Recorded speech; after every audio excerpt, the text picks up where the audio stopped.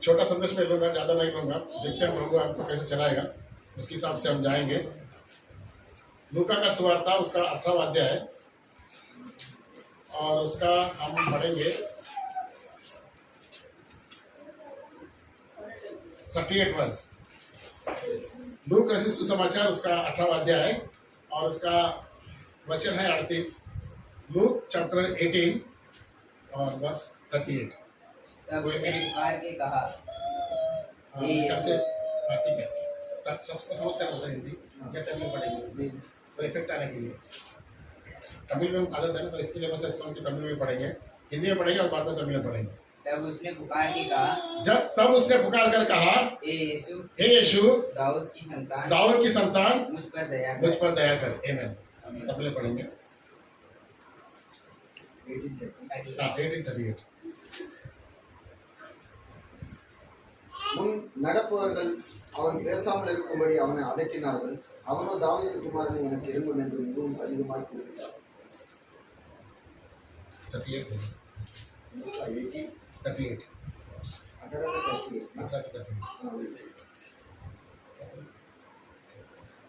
Okay, आइए हम प्रार्थना करेंगे, परमेश्वर चरण में जाएंगे हम, क्योंकि ये वचन पढ़ सकते हैं, बाइबल का पन्नों को हम आगे पीछे कर सकते हैं, मगर जब तक वचन लिखने वाला परमेश्वर हमारे बीच में नहीं आता है तो तब तक का वो बातें को हमको समझना बहुत कठिन होता है। इसके लिए हम जिसने जो पवित्र शास्त्र लिखा है वो प्रभु यीशु मसीह को हमारे बीच में बुलाएंगे और प्रार्थना करेंगे। हमारे जीवित खुदा दयालु परमेश्वर प्रभु यीशु मसीह, हम आपका प्रभु ये शाम के समय के अंदर प्रभु जी दोबारा हम सब मिलकर प्रभु आपके चरण में आए हैं प्रभु जी। गाने के द्वारा प्रभु जी हमने आपकी स्तुति और आराधना किया है प्रभु जी। सचमुच जैसा भाई ने गाया प्रभु जी, प्रभु हमको संभालने वाला आप ही है प्रभु जी। हमारा यहोवा ईरे, यहोवा राफा, चंगा करने वाला और हमको प्रभु हमारे दर्द को पूरा करने वाला और हर एक परिस्थिति में हमको जय देकर चलाना परमेश्वर आप ही है प्रभु जी। सचमुच प्रभु जी, इसके लिए प्रभु आपका हमको स्तुति और धन्यवाद देते हैं प्रभु जी। अब तक हम सबको संभाला प्रभु जी और यहाँ पर आपके चरणों के अंदर आके बैठकर प्रभु आपका वचन सुनने का जो मौका दिया और भाग्य दिया प्रभु, इसके लिए प्रभु दोबारा हम एक बार आपको स्तुति और धन्यवाद देते हैं प्रभु जी। प्रभु जो पढ़ा गया वचन को प्रभु जी आपके हाथ में सौंपते हैं प्रभु जी। और प्रभु हम जानते हैं प्रभु जी वचन को लिखने वाला और उसको प्रेरित करके सब बोलने वाला परमेश्वर आप ही है प्रभु जी। जैसे कि हमारा नबी कहता है कि एक मनुष्य पवित्र शास्त्र पढ़ना उल्टा पुल्टा कर सकता है या उसको पढ़ सकता है, और उसका अंदर का जो बातें को समझने के लिए प्रभु जी आपका आत्मा की हमको जरूरत है प्रभु जी। प्रभु आपको हम इस समय के अंदर, इस शाम के समय के अंदर प्रभु आपको हम बुलाते हैं प्रभु जी। हमारे बीच में आप आइए प्रभु जी और जो भी वचन हमने पढ़ा है प्रभु जी उसको खोलकर उसको तोड़कर प्रभु जी हमको खाने दीजिए प्रभु जी, ताकि वचन के द्वारा हम तृप्त हो सके और प्रभु जी आत्मा के अंदर बल पाकर प्रभु जी और प्रभु आपके नजदीक आकर प्रभु जी, प्रभु आपके और भी करीब आकर प्रभु जी हम जीने की सहायता करिए प्रभु जी, ताकि हमारा आत्मिक जीवन प्रभु उसकी दर्जा बढ़ सके प्रभु जी, और ताकि प्रभु आपका नाम का महिमा और गौरव हो सके प्रभु जी, ताकि विश्वास हमारे अंदर सभी के अंदर आ सके प्रभु जी और आपका कामों को हमारे बीच में हम देख सके प्रभु जी। आए हर एक भाई बहनों को प्रभु आपके हाथ में सौंपते हैं प्रभु जी। सभी का आप ताबा लीजिए और ये पुलपिट का भी ताबा लीजिए प्रभु जी, और मेरा भी आप कंट्रोल लीजिए प्रभु जी, और जो कुछ भी आप आपके बच्चों से बात करना चाहते हैं प्रभु जी वही आप बातें करिए प्रभु जी, क्योंकि जब आप बात करेंगे हमसे प्रभु जी हमारा आत्मा को तृप्त मिलता है प्रभु जी, हम तृप्त हो सकते हैं प्रभु जी। इसलिए प्रभु जी आप हमारे बीच में आइए प्रभु जी, और जो भी कुछ आप हमसे बातें करना चाहता है प्रभु जी हमसे बातें करिए प्रभु जी। और प्रभु आएगा समय तुझे से आपके हाथ में सौंपते हैं प्रभु जी। ये छोटी सी विनती प्रभु यीशु मसीह के नाम से मानते हैं, इसको तू सुन और ग्रहण कर पिता। प्रभु का नाम को धन्यवाद। बैठेंगे हम। एक छोटा संदेश मैं आपके सामने रखना चाहता हूँ। जो हमने वचन पढ़ा है ये अगर हम 35 से अगर पढ़ेंगे तो एक अंधा व्यक्ति जिसका नाम बर्तिमा है उसके बारे में हम देख सकते हैं। आमीन। अभी यीशु मसीह का सुसमाचार, यीशु मसीह का जो हम देखते हैं कि जो उसका सेवकाई चालू हुआ है, हम देखते हैं कि 30 साल की उम्र तक वो एक अपने माँ बाप के अंडर में वो जो भी उनको काम बोला जाता था, या हम देखते हैं कि उसका जो जन्म है एक कारपेंटर का घर में हुआ है। वो टेबल बनाना, हम देखते हैं कि पलंग बनाना, ये सारे जो है एक काम करता था, और 30 साल का उम्र तक हम देखते हैं कि वो एक मनुष्य के जैसा वहाँ पे जी लिया। और 30 साल का उम्र होने के बाद हम देखते हैं कि वो इस जो बपतिस्मा देने वाला यूहन्ना है उसके पास आता है, और हम देखते हैं कि इसके पास से बपतिस्मा पाता है, और आत्मा से भरकर हम देखते हैं कि वो जंगल में जाता है और 40 दिन का उपवास प्रार्थना कर उसके बाद में अपनी सेवकाई शुरू करता है।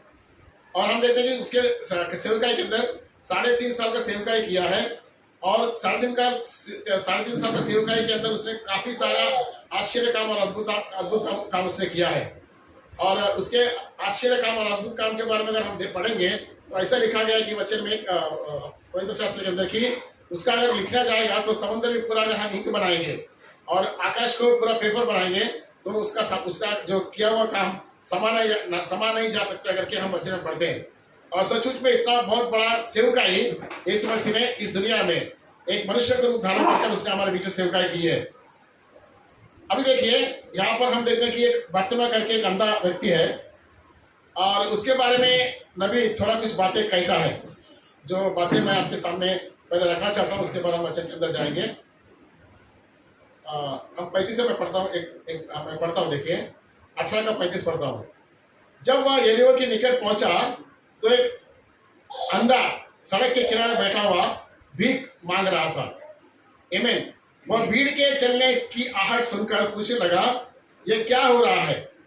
उन्होंने उसको बताया, यीशु नासरी जा रहा है। तब उसने पुकार के कहा, हे यीशु, दाऊद की संतान, मुझ पर दया कर। जो आगे आगे जा रहे थे वे उसे डांटने लगे कि चुप रहे, परंतु वह और भी चिल्लाने लगा, हे दाऊद की संतान, मुझ पर दया कर। तब यीशु ने खड़े होकर आज्ञा दी कि उसे मेरे पास लाओ। और जब वह निकट आया तो उसने उससे पूछा, तू क्या चाहता है कि मैं तेरे लिए क्या करूं? उसने कहा, हे प्रभु, यह कि मैं देखने लगूं। यीशु ने उससे कहा, देखने लग, तेरे विश्वास ने तुझे अच्छा कर दिया। तब वह तुरंत देखने लगा और परमेश्वर की बड़ाई करता हुआ उसके पीछे हो लिया, और सब लोगों ने देखकर परमेश्वर की स्तुति की। आमीन। अभी देखिए ये अंधा उसका क्या था? वो सड़क के किनारे पर बैठकर भीख मांग रहा था। अभी हम देखते हैं कि जो भीख मांगने वाले हैं, अगर वो रास्ते पर बैठकर सिंपल साधारण इंसान अगर भीख मांगेंगे तो उनको कोई भीख देगा नहीं। वो कुछ तो समझो, अगर उसके पास कोई क्या बोलते हैं, बंदर है या दूसरा ऐसा कुछ प्राणी है, तो उसको खिला करके वो क्या कर सकते हैं, एक अच्छा भीख पा सकता है वो। आमीन। अगर रास्ते में समझो एक अंधा बैठा है और वो भीख मांगता रहेगा, और दूसरा कोई समझो एक भिखारी है जो इसके पास बंदर है जिसको खिलाता है, और उस बंदर को समझ खिलाकर कुछ ऐसा कर वो अगर भीख मांगता रहेगा, तो जो साधारण से भिखारी बैठा है उससे ज्यादा पैसा ये भिखारी के पास आता है। और मानो ये जो है हम यहाँ पे देखते हैं ये जो अंधा और भिखारी जो जिसका नाम हम वास्तव में करके जानते हैं, वो उसका एक इतिहास है। नबी कहता है कि उसके पास उसका परिवार भी था, उसका पत्नी थी और उसके बच्चे लोग थे। और एक हम देखते हैं कि एक विश्वासी घर में पैदा हुआ व्यक्ति है, जो पूरा हम देखते हैं कि प्रभु ने इजराइल लोगों को कैसा मिस्र से छुड़ाया, और मोशे के द्वारा कैसे उनके साथ काम किया, और उनको गुलामी से कैसे उसको छुड़ा के लेके आया।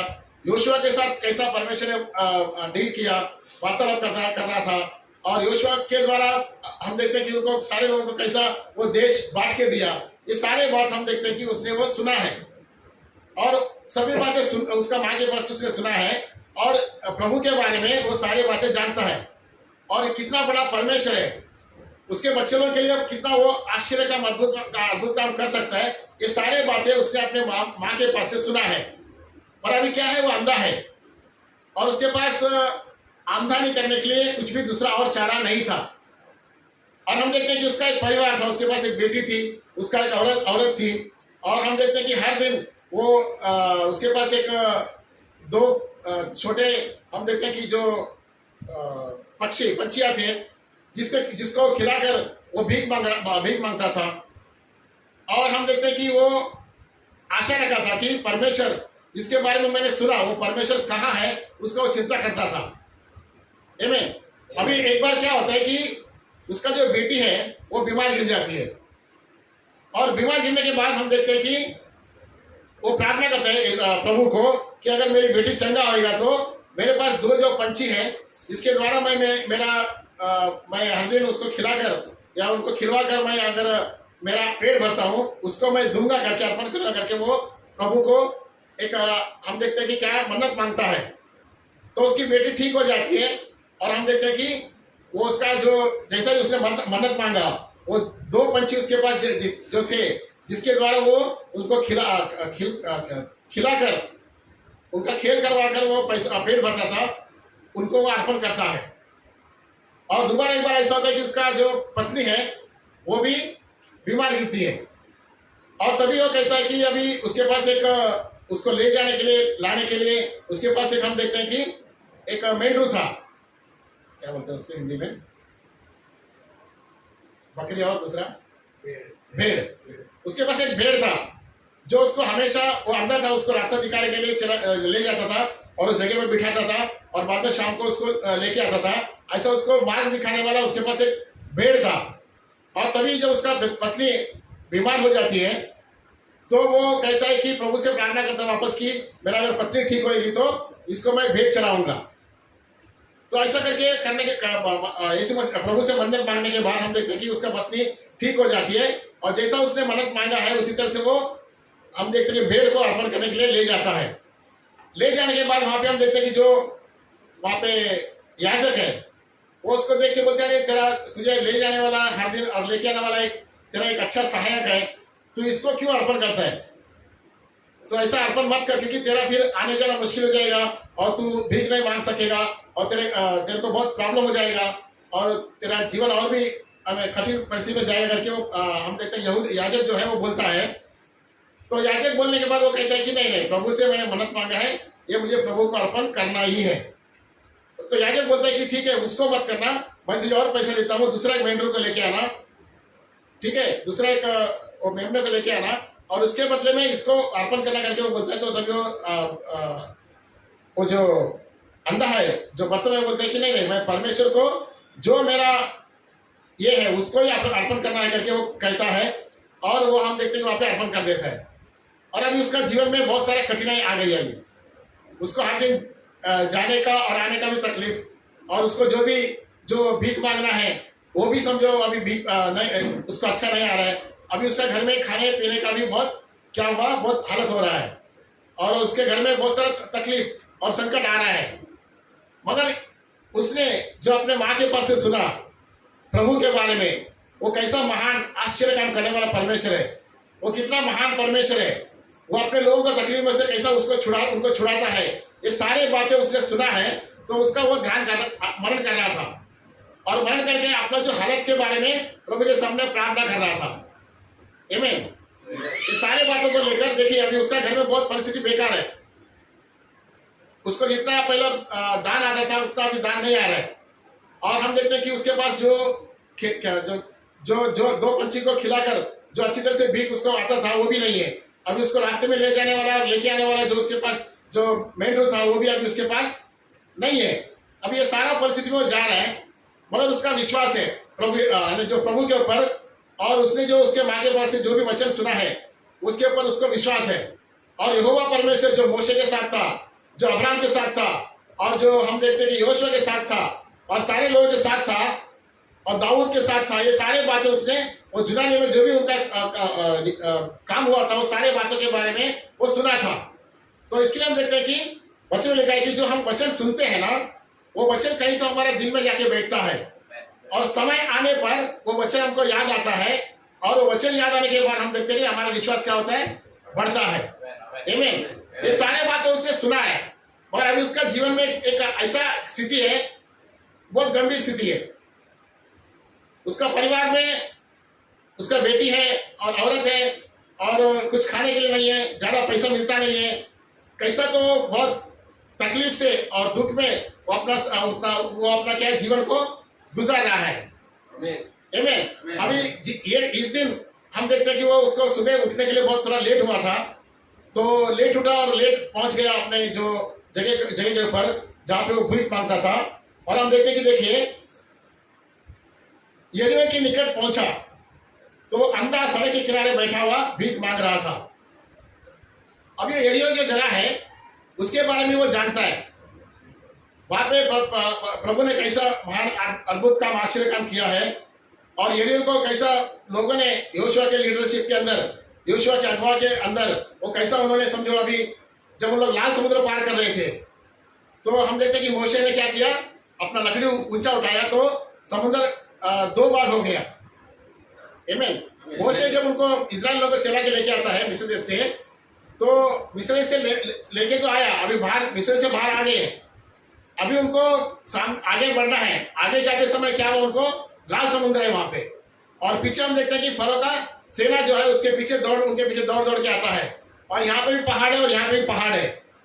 अभी इस्राएल लोगों को लगा कि, मोशे को भी लगा कि हम अभी हमारा मौत नजदीक है, वो भी रो रहा था, प्रभु के चरणों के अंदर आके वो रो रहा था। तो प्रभु ने बोला थी, उससे बात करता कि तू क्यों रो रहा है, तेरे पास क्या है, बोलते मेरे पास लकड़ी है, तो बोलते उसको ऊपर कर, ऊपर उठा दिखा।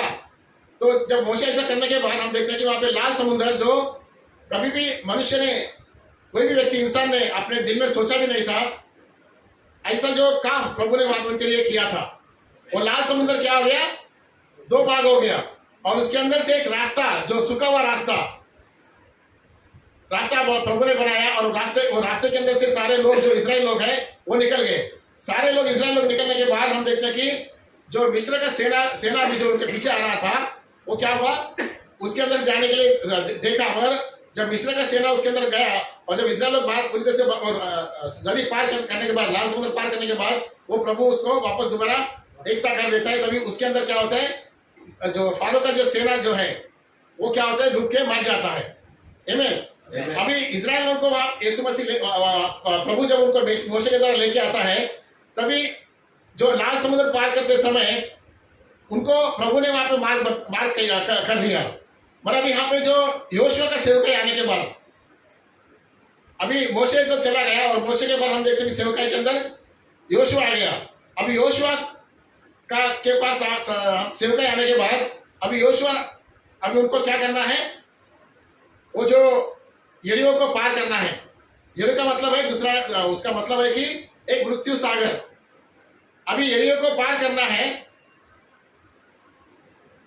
वो जॉर्डन जिसको बोलते हैं, उसको पार करना है।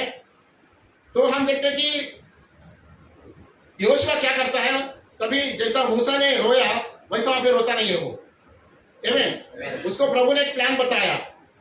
पहले जो मूसा के साथ समय में जो भी होता था, उन लोग काम को देखते थे और बाद में विश्वास करते थे। अभी यहोशुआ का सेवकाई के अंदर आने के बाद उनको पहले विश्वास करना है, उसके बाद में काम को देखना है। अभी जब यहोशुआ जब उनको लेके आता है यरदन नदी के पास, तो उनको क्या कहते हैं, पहला उनको यहोशुआ क्या करता है, याजकों को संदूक लेकर वो आगे भेजता है। आमीन। याजकों को संदूक लेकर वहां पे आगे भेजता है, और जैसा ही याजक लोग संदूक को लेकर आगे जाते हैं, पहला तो स्तुति और गीत गाते हैं, और बाद में जब संदूक को लेकर आगे जाते, जैसा ही याजक का पैर वो यरदन के नदी के अंदर लगने के बाद हम देखते हैं कि वो उनके लिए जगह तैयार करता है। ये बातें शायद आपको हम लोग पढ़े रहेंगे, मैं अभी पूरा वचन में नहीं जा रहा हूँ। मैं सोचता हूँ कि ये सब बातें आपको पता है, इसलिए मैंने शुरू में कहा कि हमारा जो वचन है थोड़ा समझने के लिए मुश्किल है, क्योंकि हम सब डिटेल में उसके अंदर जाते हैं, प्रभु जैसा काम किया उसके बारे में हम समझाते हैं। तो ये सारे बातें हम देखते हैं कि जो यहाँ पे जो अंधा है जिसका नाम वर्त में है, वो सारे बातें सुना है, बस उसके सामने एक प्रश्न आया, सवाल आया कि अभी हमारे युग में के अंदर कोई भी ऐसा परमेश्वर का दास या परमेश्वर का सेवक या परमेश्वर का नबी हमारे पास क्यों नहीं है, करके उसके मन में एक सवाल आ रहा था। हमने उसने सारे बातें सुनी थी, ये इतिहास है, और अभी वो सोच रहे कि हमारे सामने कौन आए, हमको चलाने वाला ऐसा परमेश्वर का दास अभी हमारे लिए कौन है, करके उसके सामने एक बहुत बड़ा सवाल था, और वो सवाल को लेकर उसका मन में वो गूंज रहा था। आमीन। और वो कहते हैं कि मैं इतना तकलीफ में हूँ, मैं इतना संकट में हूँ, मेरे को छुड़ाने वाला या मुझे अच्छा करने वाला परमेश्वर कौन है। मैंने तो सुना है कि वो जो यहोवा परमेश्वर जो है वो सारे इतने बड़े बड़े आश्चर्य काम, अद्भुत काम को किया था, और एलिया के साथ था, एलिया के साथ में भी समझो वो सारे बातें किया था, एलीशा के साथ था। और जैसा हम देखते हैं कि वो सारे बात में गांव में जाकर जैसा विधवा के घर में कैसा आश्चर्य का अद्भुत काम किया था। और हम देखते हैं कि जो एलीशा के साथ वो देखते हैं कि जो एक उसको जो लड़का मर जाता है, आमीन, उसको कैसा एलीशा जिंदा करता है, ये सारे बातें उसने सुना है। मगर अभी उसका दिल में एक सवाल आता है कि ये सारे बातें मैंने सुना है, मगर हमारे का समय के अंदर हमारे लिए कौन ऐसा है जो परमेश्वर का दास है, जो हमारे लिए ये काम कर सकता है, या किसके ऊपर विश्वास करे। क्योंकि 400 मलाकी के बाद 400 साल तक वहां पे कोई भी हम देखते हैं कि परमेश्वर का भविष्यवक्ता नहीं आया। मानो कलीसिया एकदम ठंडा हो गया, मानो कलीसिया एकदम ठंडा हो गया, परमेश्वर के वचन के ऊपर उनका विश्वास बिल्कुल नहीं रहा। जैसा अभी आज हम देखते हैं कि जो संस्था के लोग हैं वो वचन पढ़ते हैं, और उसका जो असली मतलब जो है या परमेश्वर का जो भी काम जो है उनके अंदर होता नहीं है अभी। आमीन। ऐसा स्थिति हम देखते हैं कि वहां पे जो यहाँ पे जो अंडा जिसके बारे में हम बात कर रहे हैं उसके उनके जमाने में भी था, और वो क्या है देख रहा था कि वो सुना था। अभी वो चाहता है कि वो काम उसके जमाने में उसका युग के अंदर सब काम होए, उसका जो आंखें बंद है वो खुल जाए। जैसा बाकी सारे, क्योंकि अंधा है इसके लिए वो क्या है दुनिया को देख नहीं सकता है, वो कुछ काम भी नहीं कर सकता है, और वो एक ही कर सकता है कि वो भीख मांग कर अपना पेट भर सकता है। पर अभी क्या हो गया, वो जो भीख मांगने के लिए जो भी उसके पास जो भी जो ये थे उसमें वो अभी खो बैठा है।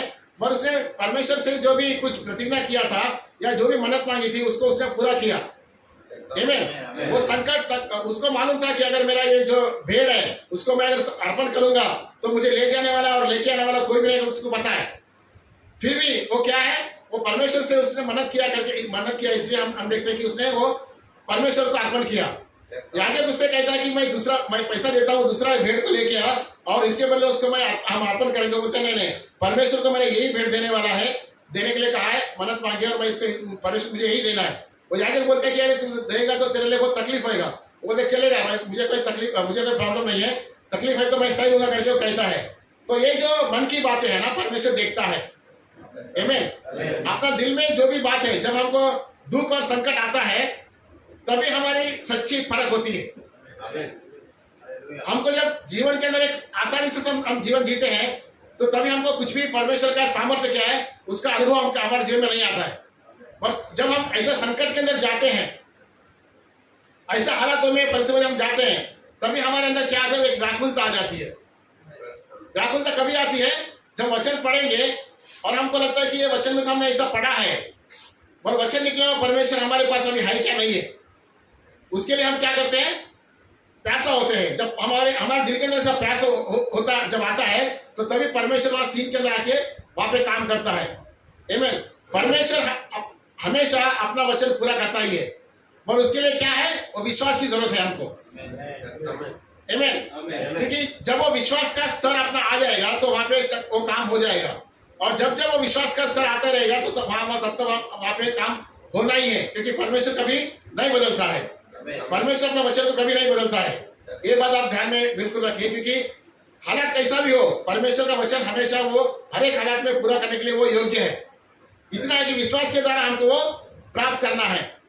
आमीन। विश्वास के द्वारा हमको वो हासिल करना है, और विश्वास के बिना परमेश्वर को प्रसन्न करना ये हमारे लिए अनुभव की बात है करके हम वचन में पढ़ते हैं। जो उसके पास आते हैं वो है, और जो उसका प्रार्थना करेगा उसका उत्तर देगा करके ऐसा विश्वास कर हम उसके पास चरणों के अंदर आना है करके वचन में लिखा है, और हमको परमेश्वर के चरणों में इसी तरह से हमको आना है।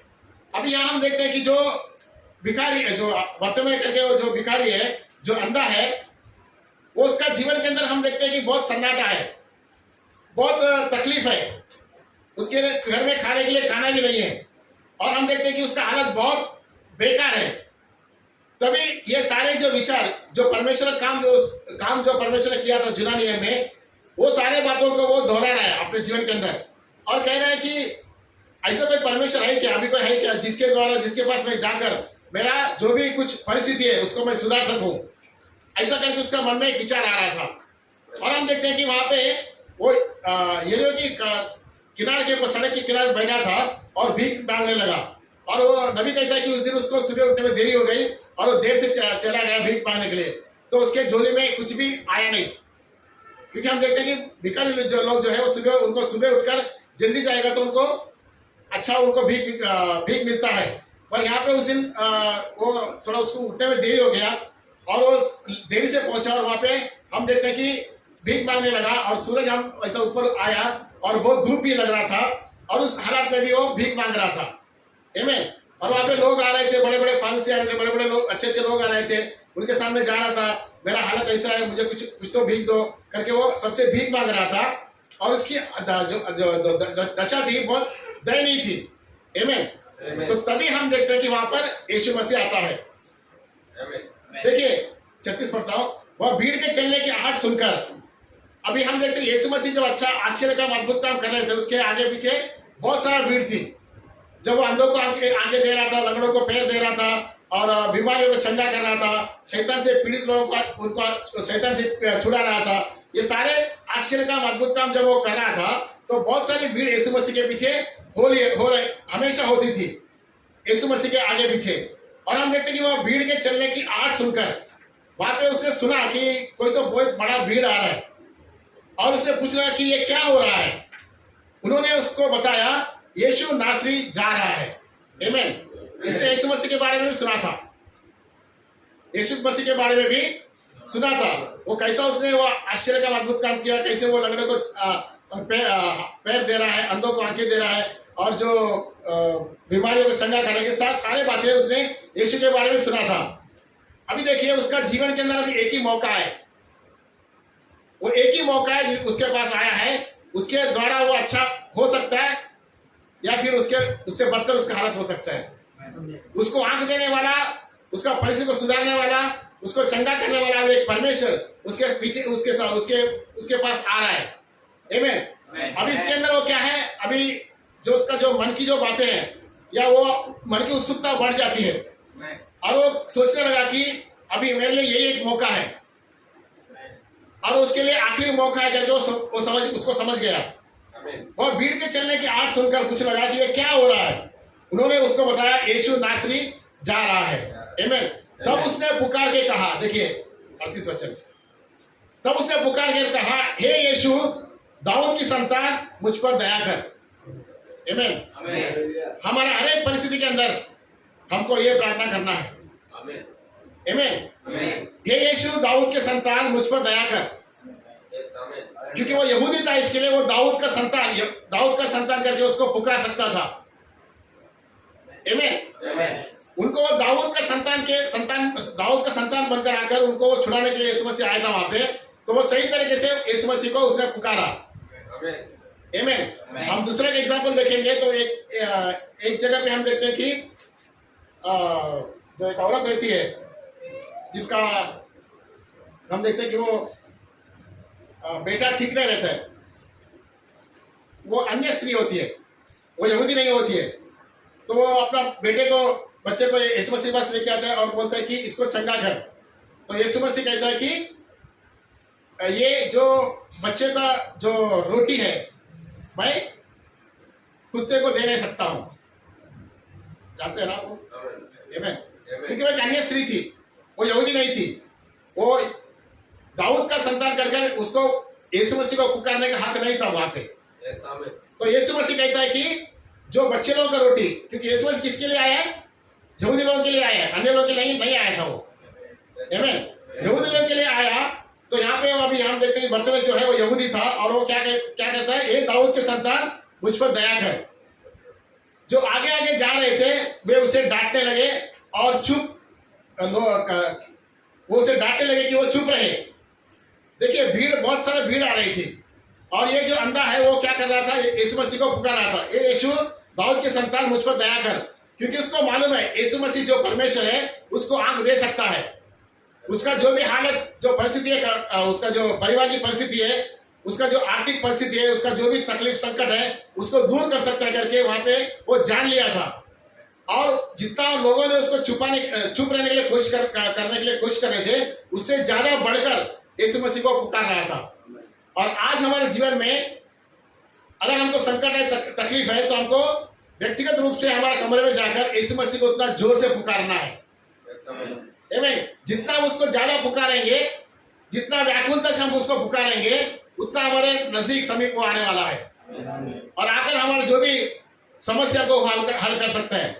यहाँ पे जो बर्तमें है वो क्या है, और जोर से चिल्ला रहा था, लोग उसको डांट रहे थे कि चुप बैठ करके, क्योंकि उसके आगे पीछे बहुत सारा भीड़ थी।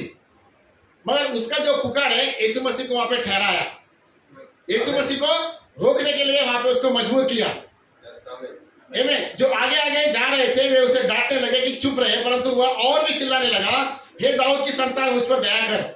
तब यीशु ने खड़े होकर आज्ञा दी कि उसे मेरे पास लाओ। उसका जो चिल्लाहट है, उसका जो बुलाना है, उसका मन में जो व्याकुलता है, वो सारे बात यीशु को क्या किया, वहां पे उसको रोका। आमीन। वो भीड़ में से आगे चल के जा रहा था। और हमारा प्रार्थना की शक्ति के द्वारा, हमारा व्याकुलता के द्वारा हम यीशु मसीह को क्या कर सकते हैं, रोक सकते हैं। आमीन। 12 साल से एक स्त्री जिसका लहू बह रहा था, उसने काफी सारा डॉक्टर के पास गया, उसका जितना भी पैसा था उसने सारे खर्चा किया, मगर वो ठीक नहीं हो पाई। और बाद में यीशु मसीह के बारे में जब वो सुनी तो उसने सोचा कि मैं जाके उसका जो वस्त्र का छोटा जो अंग को मैं क्या करूं, छू लूंगी और मैं उसके द्वारा मैं चंगाई हो जाऊं करके उसने सोचा। और हम देखते हैं कि वो 12 साल से उसको लहू बह रहा है, उसका हालत एकदम बेकार है। यीशु मसीह के आगे पीछे बहुत सारे भीड़ थी, जैसा इधर भीड़ है, वहां पे भी तभी भी बहुत सारे भीड़ थी। आमीन। वो भीड़ के अंदर से उसको सारे लोग उसके आगे पीछे थे। यीशु मसीह के पास जाने के लिए उसको रास्ता नहीं था, उसको सबके पैरों के तले से होकर झुककर वो जाना था, क्योंकि उसके पास ताकत शक्ति नहीं थी। वो मानो रेंगते हुए यीशु मसीह के पास जाना चाहती थी, उसके पास कोई दूसरा मौका नहीं था। अगर वो मौका उसको छोड़ती है तो दूसरा मौका उसके जीवन में आने वाला नहीं है, ये जान गई है। अगर मुझे कोई चंगा करने वाला है तो यीशु मसीह चंगा कर सकता है करके वो जान गई है। और मैं उसका अगर वस्त्र को छू लूंगी तो मैं ठीक अच्छी हो जाएगी करके विश्वास रखकर, विश्वास के द्वारा हम देखते कि वो सारे लोगों का पैर के नीचे आकर भी वो सारे लोग कैसा, तो वो लोगों को पार कर वो आस्ते से जाकर क्या करती है, यीशु मसीह का जो वस्त्र को छू लेती है। और वचन लिखा है जब वो छू लेती है, उसका वो जो राक्षस जो लहू बहने वाला जो भी स्थिति था वो बंद हो गया करके वहां पर वचन लिखा है। और जब ये जो हम देखते हैं कि जो स्त्री है जो परमेश्वर को यीशु मसीह को छू लिया, तो यीशु मसीह को छूने के बाद यीशु मसीह कहते हैं कि मुझे कौन छुआ। देखिए, हम विश्वास के द्वारा उसको छू सकते हैं।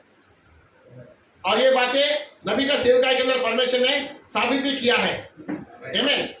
अभी वो जो लहू बहने वाला वो स्त्री यीशु मसीह को कपड़े को छूने के बाद उसका जो भी बीमारी है वो ठीक हो जाता है। और तभी यीशु मसीह वहां पे खड़ा रहकर बोलते हैं कि मुझे किसने छुआ। अभी आगे पीछे उसका भीड़ है, लोग उसके आगे पीछे भीड़ है और लोग उसके ऊपर गिर रहे थे। काफी सारे लोग क्या हो रहे थे, उसके ऊपर गिर रहे थे। मगर यीशु मसीह वहां पर ठहरता और बोलते किसने मुझे छुआ, क्योंकि यीशु मसीह ऐसा किसने छुआ ऐसा बोलने के बाद पतरस बोलता है कि इतने लोग तेरे को छू रहे हैं, इतने लोग तेरे ऊपर गिर रहे हैं, तेरे को छू रहे हैं, तो अभी कैसा बताए कि कौन आपको छुआ करके। पर यीशु बोलता नहीं, किसने तो मुझे छुआ है, क्योंकि मेरे अंदर से शक्ति निकल गई है।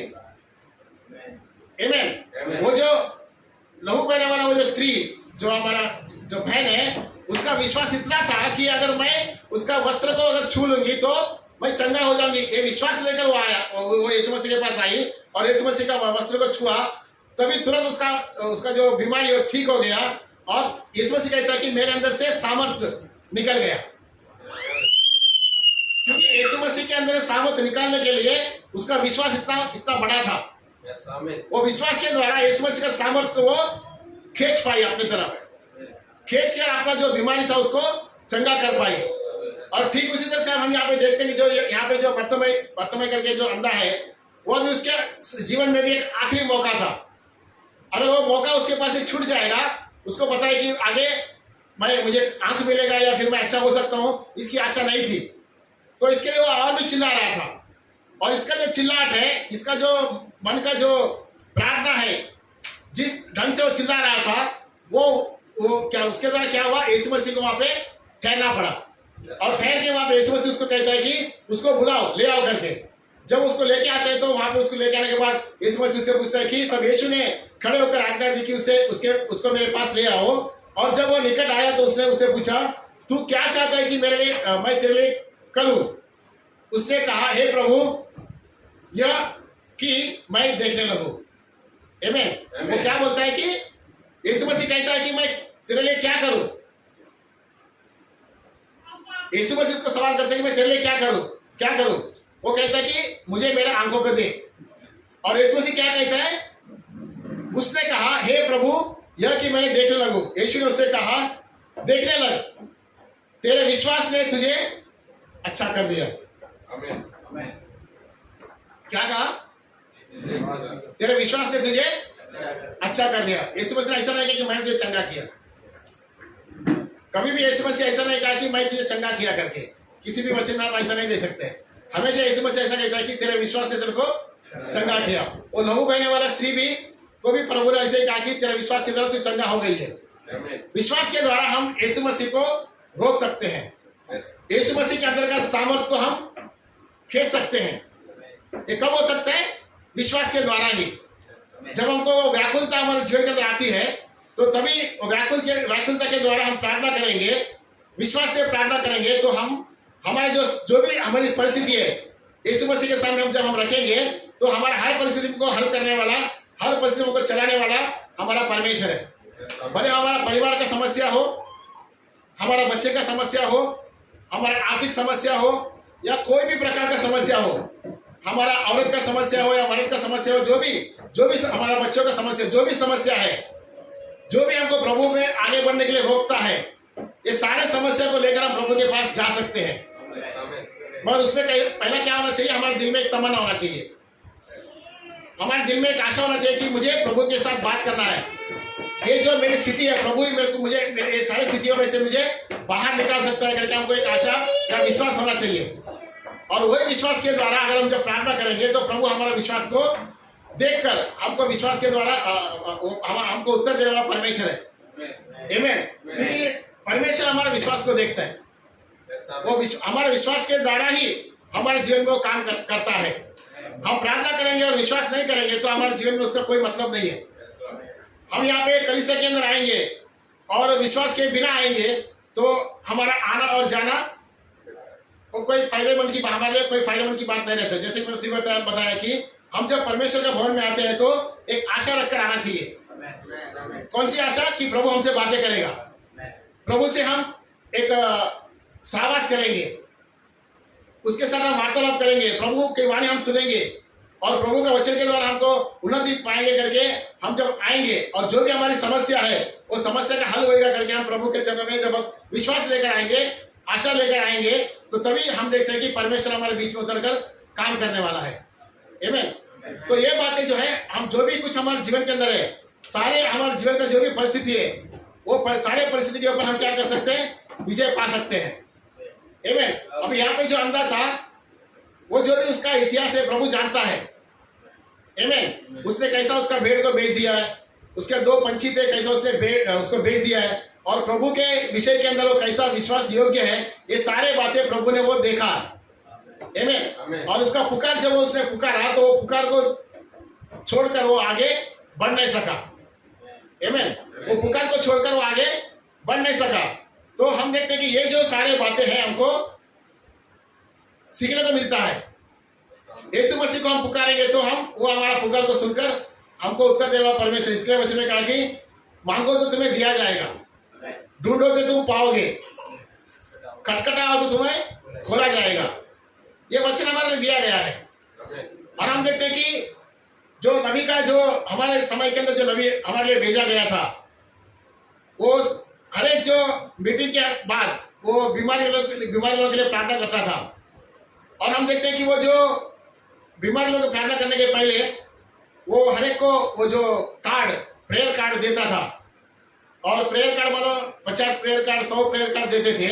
और सब प्रेयर कार्ड देने के बाद हम देखते हैं कि वो लोग उनको जिसका नंबर के अनुसार उनको बुलाते थे और उनको बुला के उनके लिए प्रार्थना करता था।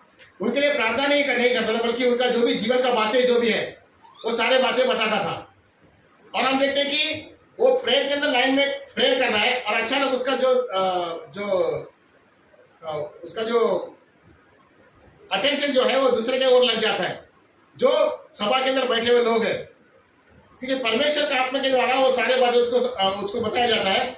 और जो प्रार्थना के अंदर या सभा के अंदर जो भी लोग बैठे हैं, अगर उसमें से कोई भी अगर जो भी व्यक्ति व्याकुलता से प्रार्थना करता रहेगा तो वो परमेश्वर से देखता था, और परमेश्वर उसको देखकर नबी को बताता था कि वो जो रेड सूट में बैठा हुआ एक सिस्टर जो है, या फिर ये जो एक भाई यहाँ पे जो बैठा है, वो तीसरा लाइन के अंदर लास्ट लाइन के अंदर ऐसा करके नबी कहता है, जो ग्रे सूट पहना है या लाल सूट पहना है, ऐसा नाम बता के बाद में उसका नाम भी बताता था, और किस लिए क्यों प्रार्थना कर रहे हैं ये भी उनके द्वारा बताता था। आमीन। क्योंकि वही जो परमेश्वर जो उस जमाने में था, आज भी इस जमाने में हमारे समय के अंदर नबी को बेचकर ये सारी बातें वो नहीं बदलता है करके उसने हमारे लिए साबित किया है। प्रेयर कार्ड नहीं मिला तो हमको निराश होने की जरूरत नहीं, करके वो नबी कहता है कि प्रेयर कार्ड तुमको मिला नहीं, ठीक है, और तुम अगर जो ऑडियंस में रहकर सभा के अंदर रहकर समझो, अगर आप प्रार्थना करेंगे जैसा वो लहू बहने वाला स्त्री अपने विश्वास के द्वारा उसका जो कपड़े को छुआ और छू के उसके विश्वास के द्वारा अच्छी चंगाई हो गई, ऐसा ही रीति से प्रभु को हम अपने विश्वास के द्वारा प्रार्थना के द्वारा छू सकते हैं और चंगाई पा सकते हैं। और ऐसे कितने तो आश्चर्य का अद्भुत काम नबी का सेवका के अंदर हुआ कि वो प्रेयर लाइन में जो भी आए थे उनको तो चंगाई मिली थी, और उसके साथ ही साथ वो यहाँ पे प्रेयर लाइन भी चलता है और वहाँ पे परमेश्वर का आत्मा उसको बताता है कि कौन व्याकुलता से प्रार्थना कर रहा है और किस लिए प्रार्थना कर रहा है। ये सारी बातें प्रभु उनको बताता था, और जब उसको प्रभु बताने के बाद वो सारी बातें बताता था, और लोग वहाँ पे चंगा होते थे। आमीन। लोग वहाँ पे चंगा होते थे। तुमने प्रार्थना किया, विश्वास करते हैं, तुम चंगा हो गए। सिर्फ इतना ही बातें वहाँ पे कहता था नबी, और वो बातें को विश्वास करते हैं तो वो उन लोग चंगा हो जाते थे। एक बार क्या हुआ कि एक अंधा ऐसे ही आया था उसके पास प्रार्थना करने के लिए, और नबी उसके लिए प्रार्थना करता है, और प्रार्थना करने के बाद वो बाहर चला जाता है, उसको आंखें नहीं आती है। मगर नबी बोलता है कि मैंने प्रार्थना किया, विश्वास कर, तुझे प्रभु क्या करेगा, आंख देगा, तू देखने लगेगा करके उसको नबी कहता है। और वो बात को लेकर वो जो अंधा जिसके लिए प्रार्थना किया गया, वो विश्वास को अपना जो कमजोरी जो विश्वास को बढ़ाने के लिए अपने आप में कहते थे, नहीं मुझे प्रभु ने चंगा किया करके ऐसा हमेशा अपने आप में बोलता था। और एक दिन क्या होता है, तीसरा दिन के चौथा दिन वो नाई के पास जाता है अपना बाल कटवाने के लिए। तो नाई जो है वो कैथलिक रहते हैं, कैथलिक जो नबी के विरोध में बात करते थे, तो उसका वो ठट्टा उड़ने लगा, तूने वो सेवक के पास गया था और उसने तेरे लिए प्रार्थना किया और तू देखने लगा, ऐसा करके उसको ठट्टा उड़ा रहा था।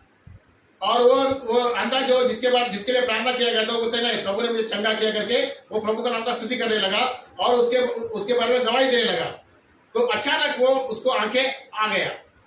जब उसका दाढ़ी कर रहा था, अचानक उसको आंखें आ गया और वो देखने लगा। तो देखिए, परमेश्वर जो है ना, वो हमारा विश्वास को देखता है। हमारा विश्वास कमजोर है तो वहां पे काम नहीं करता है। जब हमारा विश्वास का स्तर हमारा वो ठीक से आ जाएगा तो वहां पे प्रभु आके काम करना ही है। वो 3-4 दिन उसके लिए भले प्रार्थना किया गया था, उसको आंखें नहीं मिला, पर वो विश्वास को अपना क्या कर रहा था, बढ़ा रहा था। हमेशा अपने आप में कर रहा था, नहीं मुझे प्रभु ने चंगाई दिया है और मैं देख रहा हूँ, प्रभु ने मुझे चंगाई दी है और मैं देख रहा हूँ करके ऐसा बार बार अपने आप को बोल रहा था और अपना विश्वास को क्या कर रहा था, वो बढ़ा रहा था। और अचानक जब नाई के दुकान में जाता है तो तभी उसको आंख दिखने लगता है, और तभी जाकर सारे लोगों को बोलते हैं कि नहीं देखो मुझे परमेश्वर आंखें दिया करके वहाँ पे सारे लोगों को वहाँ पे बताता है। तो यहाँ पे हम देख सकते हैं कि विश्वास जो है हमारे लिए बहुत एक मायने की बात है, बहुत बड़ी बात है। जब उसके पास हम उसके चरणों में हम आते हैं या उसके पास आते हैं तो हमको विश्वास करना है कि हम जो भी हम मांगते हैं वो हमारा को देने वाला परमेश्वर करके विश्वास करके हम मांगेंगे तो प्रभु हमारे लिए वो काम करेगा। आमीन। प्रभु का नाम को धन्यवाद हो। आप विश्वास करते हैं क्या? आमीन। क्योंकि ये बातें हैं जो है अभी हमने इतिहास में पढ़ा है, बच्चे में पढ़ा है, अभी ये बातें जो है हमारे जीवन में भी होना है।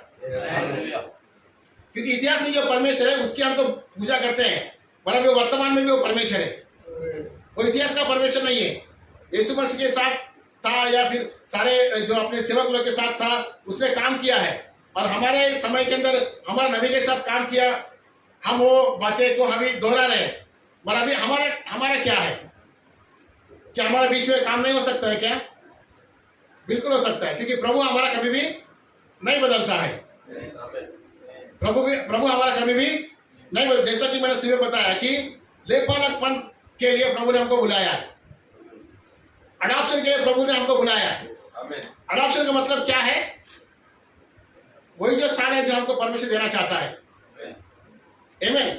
अभी यहाँ पे परमेश्वर क्या बोलता है कि यीशु ने उससे कहा 42 वर्ष, यीशु ने उससे कहा देखने लग। यीशु ने सिर्फ बोला कि देखने लग, और वहां पे क्या हुआ? उसको तेरे विश्वास से तुझे अच्छा कर दिया। तब वो तुरंत देखने लगा और परमेश्वर की बड़ाई करता हुआ उसके पीछे हो लिया, और सब लोगों ने देखकर परमेश्वर की स्तुति की। आमीन। अगर हम देखेंगे तो हमारा नबी का जो सेवकाई के अंदर, उसका भी जो सेवकाई के अंदर हम देखते हैं कि पहला खिंचाव, दूसरा खिंचाव और तीसरा खिंचाव, ऐसा उसका सेवकाई के 3 भाग थे। यीशु मसीह का सेवकाई के अंदर भी 3 भाग थे। पहला खिंचाव में क्या करता था? यीशु मसीह सारे लोगों को चंगा करता था, और उसके द्वारा लोग क्या होते थे? आकर्षित होते थे उसके पास। और दूसरा खिंचाव में क्या हुआ? प्रभु ने उनको उनके सामने वचन रखने लगा। उनके सामने क्या रखने लगा? वचन रखने लगा। और जब वचन रखने लगा तो काफी सारे लोग उसके पीछे भीड़ आ रहे थे, वो भीड़ उसको छोड़कर चला गया। आमीन। और तीसरा खिंचाव हम देखते हैं कि वो क्रूस पर मारा गया, और हम देखते हैं कि वो सारे बातें उसने अपने जीवन के अंदर किया। अभी तीसरा खिंचाव के बारे में जो हम बात करते हैं, और जो जिसके बारे में जो अंतिम समय के विश्वासी लोग, इसके बारे में बहुत सारा चर्चा होता है। तीसरा खिंचाव ये क्या है? तीसरा खिंचाव का मतलब ये है कि जो हम बोलेंगे उसके अनुसार सारे काम वहां पे हो जाएगा। ये थर्ड पुल है। देखिए, प्रार्थना करने के बाद एक अच्छा होना वो अलग बात है, और बोलने के बाद एक अच्छा होना अलग बात है। जब हम देखते हैं कि पतरस वो मंदिर के पास आया, और वहां पे एक भिखारी बैठा था जो अंधा था। आमीन। पतरस क्या बोलते हैं? मेरे पास सोना और चांदी नहीं है, बट जो मेरे पास है वो प्रभु यीशु के नाम से तू क्या कर, तू देखने लग। वहां पे पतरस ने उसके लिए प्रार्थना नहीं किया, आज्ञा किया। क्या किया? आज्ञा किया। वो थर्ड पुल मिनिस्ट्री है, तीसरा खिंचाव की सेवकाई है। और प्रभु चाहता है कि उसकी जो दुल्हन है, उसके जो बच्चे लोग हैं, वो तीसरा खिंचाव के अंदर आ जाए, वो परिपूर्ण लेपालकपन में आ जाए, अडॉप्शन में। ये जो अडॉप्शन ये है ना, वो नबी ने इसके बारे में बहुत बड़ा संदेश दिया है। 3 संदेश उसके पास, बहुत बड़ा संदेश है। वो एक्चुअली क्या है, वो लेपालकपन क्या है, अडॉप्शन क्या है, उसके बारे में अच्छी तरह से नबी वहां पे हमको सिखाता है। अगर किसके पास अडॉप्शन संदेश है तो मैं आपसे विनती करूंगा कि वो आप अच्छी तरह से पढ़िए। उसमें काफी सारे बातें प्रभु नबी ने हमारे लिए हमको बताया। लेपालकपन क्या है, हमारा पोजीशन क्या है, प्रभु के अंदर हमारे पोजीशन क्या है, और वो पोजीशन को हम कैसा प्राप्त कर सकते हैं, और वो प्राप्त करने के बाद हम कैसा वचन के द्वारा हम सारे बातें कर सकते हैं। ये सारे बातें वहां पे नबी ने हमको सारे बातें बताया, उसके सारे बातें का खुलासा किया है। अभी हम देखते हैं कि हमारा जो नबी का जीवन के अंदर हम देखते हैं कि उसका जीवन के अंदर भी पहला खिंचाव था, दूसरा खिंचाव था, और तीसरा खिंचाव भी था।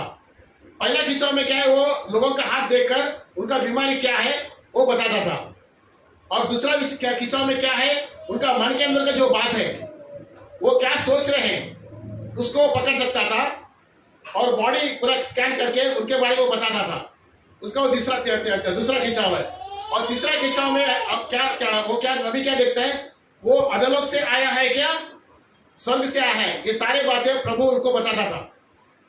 वो पहला परमेश्वर का ठहरा हुआ बीज है या शैतान का बीज है, ये भी प्रभु परमेश्वर नबी को वो भी दिखता था। सारे बातों को प्रभु ने उसको सारे बातें बताया है। और मैं एक किस्सा आपके सामने छोटा एक एग्जाम्पल देके मैं खत्म करूंगा। नबी वचन में पढ़ता है कि अगर तुम विश्वास करोगे और ये पहाड़ को बोलेगे तुम जाके समुद्र में गिरो, और तुम डाउट नहीं करोगे तो ठीक उसी तरह होएगा करके वचन में लिखा है। आमीन। ये वचन को लेकर परमेश्वर जो नबी है वो 2-3 दिन बहुत मनन करता है, और उसके मन में एक सवाल आता है कि सचमुच में ऐसा होता है क्या। और उसके अंदर विश्वास है कि नहीं, वचन में लिखा है तो वो होना ही है। अगर मैं कहूँ ये पहाड़ से, और मैं उसके ऊपर बिल्कुल शक नहीं करूँ, ये पहाड़ से अगर मैं कूद जाके समुद्र में डूब जाए तो हो जाएगा, क्योंकि परमेश्वर वचन कभी झूठा नहीं होता है। और ये वचन को लेकर वो सोच रहा था। और हम जाते हैं कि हम देखते हैं कि वो एक शिकार के लिए जा रहा था।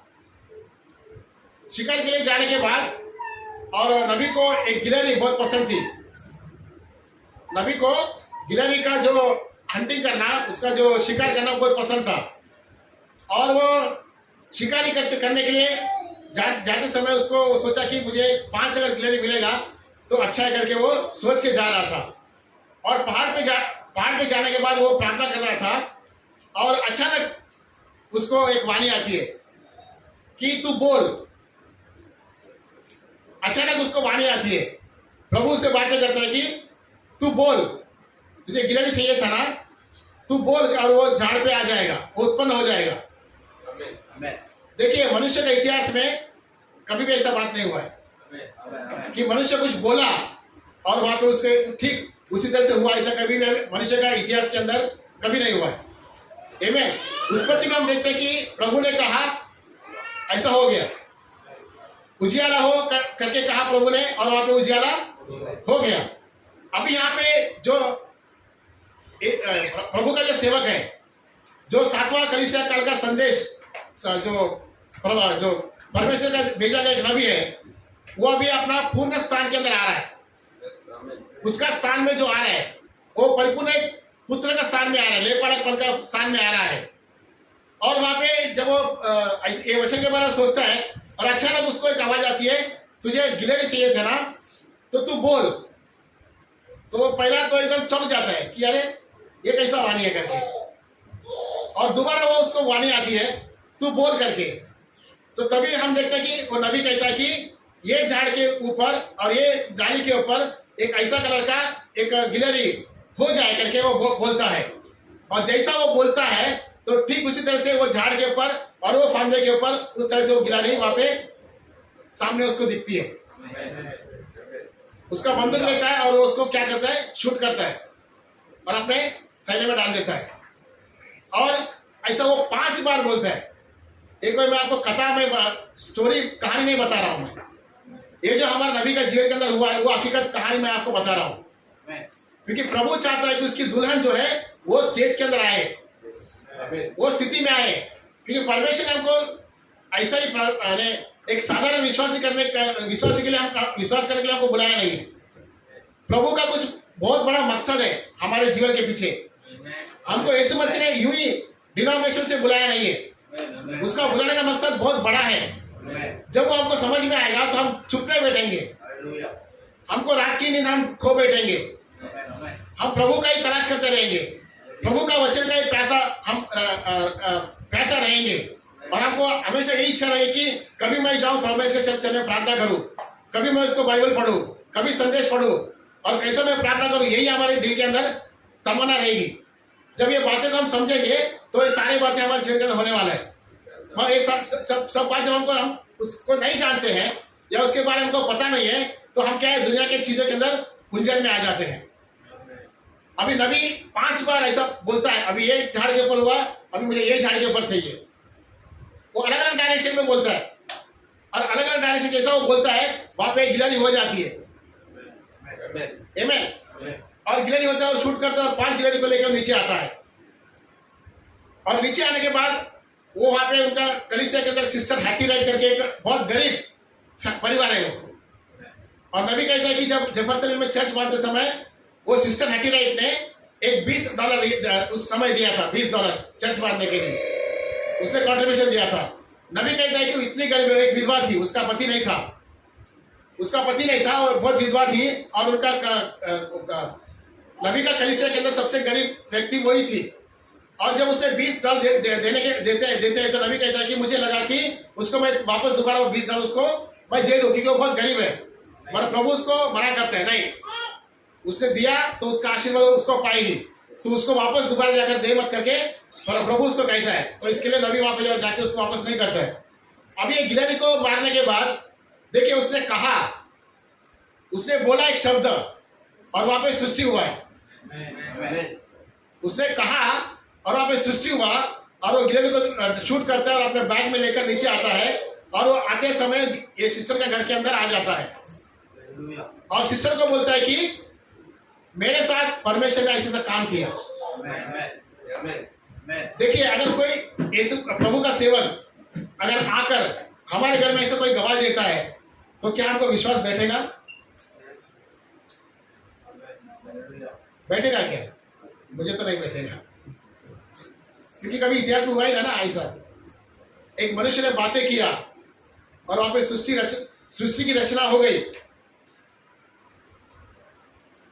ऐसा कभी हुआ है? एक अभी काफी सारे लोग जो हम देखते हैं कि क्या बोलते हैं, हिमालय में जाते हैं, एक पेड़ के ऊपर कितना साल कैसे खड़ा होते हैं, बहुत बड़ी तपस्या करते हैं। किसके लिए करते हैं वो सब? मोक्ष पाने के लिए, बराबर कि नहीं? ये सारे साधु संत हम जो देखते हैं कितना सैक्रिफाइस करते हैं हम लोग, कितना अपने आप को ये अर्पण करते हैं। क्यों करते हैं? क्योंकि उनको मोक्ष उनका मकसद क्या है? मोक्ष प्राप्त करना है। आमीन। पर यहाँ पे परमेश्वर का जो सेवक है, जो प्रभु के साथ साथ चलता था, आमीन, नबी हमेशा प्रभु के साथ साथ चलता था।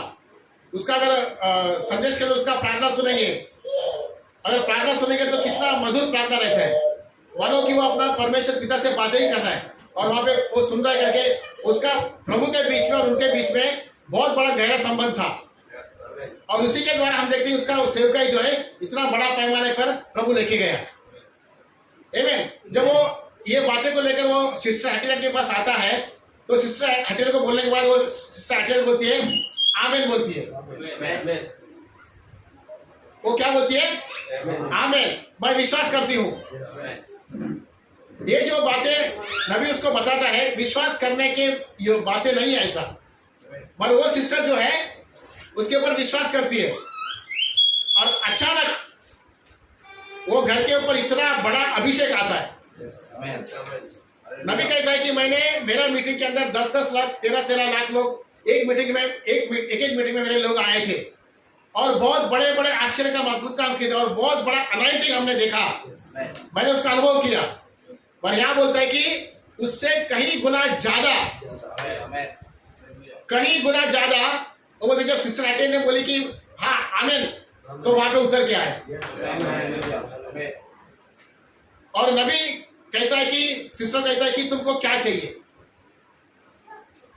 सवाल करते हैं नबी सिस्टर को, क्योंकि इतना अनाइंटिंग वहां पे वो घर में आता है ना, वो फिर उसको रहा नहीं जाता है। बोलता है सिस्टर, मैंने जो बातें किया आपको बताया, आपने उसके ऊपर विश्वास किया, प्रभु आपसे इतना प्रसन्न हो गया कि तू जो कुछ तू मांगेगी वो तुझे मिल जाएगा। अगर नहीं मिलेगा तो मेरे पीछे एक झूठा नबी है करके प्लेट लगाओ मेरे पीछे और मैं चला जाऊंगा। इतना बड़ा चैलेंज नबी वहां पे करता है। वो कहता है कि तू एक गरीब है, एक विधवा है, एक खेती करती है, तेरे पास पैसा नहीं है, घर भर के अगर तुझे सोना चाहिए तू बोल तो प्रभु तुझे दे देगा। घर भर का तुझे रुपया चाहिए तू बोल, प्रभु कर देगा। अगर ऐसा नहीं होएगा तो मुझे मेरे पीछे एक लेबल लगाना कि ये परमेश्वर का झूठा नबी है करके। वो नबी उसको इंसिडेंट को वर्णन करके इतना वो कहता है कि मैंने वैसा अनाइंटिंग, वैसा परमेश्वर का अभिषेक किसी भी मीटिंग में उतरा नहीं करके, इतना बड़ा, उससे कई गुना ज्यादा वहां पे अभिषेक आया करके नबी कहता है। और फिर वो जब सिस्टर को ऐसा कहने के बाद सिस्टर चौंक जाती है, वो समझ में नहीं आया उसको क्या पूछना है करके। उसके 2 बेटे लोग हैं जो उद्धार नहीं पाए हैं, और उसका क्या बोलते हैं ननन, वो व्हील चेयर में रहती है, वो एकदम बीमार रहती है, वो व्हील चेयर में रहती है, व्हील चेयर में उसका सब रहती है, उसको चलने के लिए होता नहीं है, बहुत बीमार से पड़ी है, वो बीमारी से हालत में गुजरती है। और उसके अंदर उसके पास एक गरीबी है, उसका पति नहीं है, एक विधवा है। तो सोचती है कि क्या मांगना है, वो सोचती है कि क्या मांगना है, मगर परमेश्वर का आत्मा जिसके अंदर रहेगा वो उसको मालूम पड़ता है कि क्या मांगना है। वो दुनिया की चीजों को नहीं मांगेगा, वो दुनिया की चीजों को नहीं मांगेगा। वो नबी कहता है कि तू इतनी गरीब है, तुझे घर भर के सोना चाहिए तो बोल, मैं प्रभु तुम्हारे तेरे लिए कर देगा। घर भर के रुपया चाहिए तो बोल, प्रभु कर देगा। वो सिस्टर जो है, तेरा ननद जो है व्हीलचेयर बैठी है, उसका चंगाई अगर तू चाहती है तो बोल, वो भी कर देगा। क्या चाहिए तुझे बोल, वो सब प्रभु अभी यहाँ पे करेगा करके वहां पे नबी उसको बताता है। वो भी चौंक जाती है, अरे ऐसा कैसा, क्या मांगू। और उसे आखिर में यही मांगती है कि मेरे जो बेटे लोग हैं जिसका उद्धार हुआ नहीं है, उसका उद्धार मांगती है वो। और जैसे ही नबी प्रार्थना करता है, वो 2 बच्चे लोग आके नबी के पैर के तले गिर जाते हैं और नबी उसको उनके लिए प्रार्थना करते हैं। और उसके बाद में 2 बच्चे लोग प्रभु का सेवा के लिए समर्पण करके प्रभु की सेवा करते हैं। अगर वहां पे वो सिस्टर घर भर कर सोना मांगती थी, वहां पे आ जाता था, क्योंकि अभी नबी उसका पोजीशन के अंदर, वो परिपूर्ण पुत्र का पोजीशन के अंदर लेखपालकपन में आ गया था। और नबी वो परिपूर्ण लेखपालकपन में आ गया, इसके लिए वो जो बातें उसका जीवन में हुआ, वो जब इसको बताने के बाद इसका जीवन के अंदर भी चेंज होने बदलाव आ गया। उसके ऊपर उसने विश्वास किया, ये हो सकता है करके। आमीन। तो हम देखते हैं कि वो जो उसको पूछने के बाद अगर हम वहां पे रहते तो शायद मैं घर भर का सोना मांगता था। एक आदमी के विचार तौर से विचार करेंगे तो हम वही चाहेंगे, मगर उसने वो नहीं कहा।